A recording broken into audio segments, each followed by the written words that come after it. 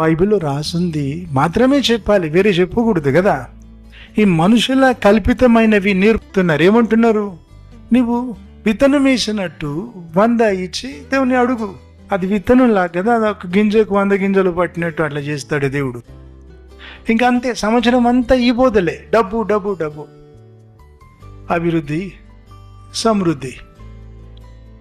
అది విశ్వాసులకు శ్రమ తాకదు అని చెబుతున్నారు. తప్పుడు బోధ ఇది. విశ్వాస భ్రష్టులు అవుతున్నారు చాలామంది.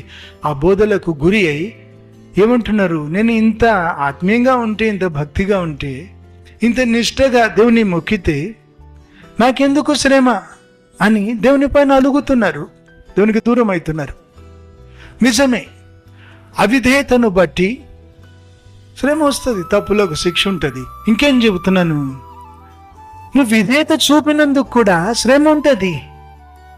నువ్వు దేవుని నమ్మినందుకు శ్రమ ఉంటుంది. నిష్ఠగా సర్దుకోకుండా బ్రతికితే, నిష్ఠగా దేవుని ప్రేమించి దేవుని సేవిస్తే, నీ స్నేహితులు నీ బంధువులు వెలేస్తారు కదా నిన్ను. వారు చేసినట్టు నువ్వు చేయడం లేదని, వారితో కలవడం లేదని. ఎందుకు వచ్చింది శ్రమ?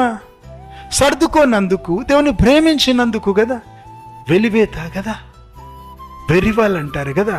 కాబట్టి ఇది చెప్పడం లేదు, నువ్వు విధేయత చూపినందుకు కూడా వస్తాయి శ్రమలు. దేవుని నామం ధరించినందుకు కూడా వస్తాయి. నా నామాన్ని బట్టి మీరు ద్వేషించబడతారని అనలేదా దేవుడు?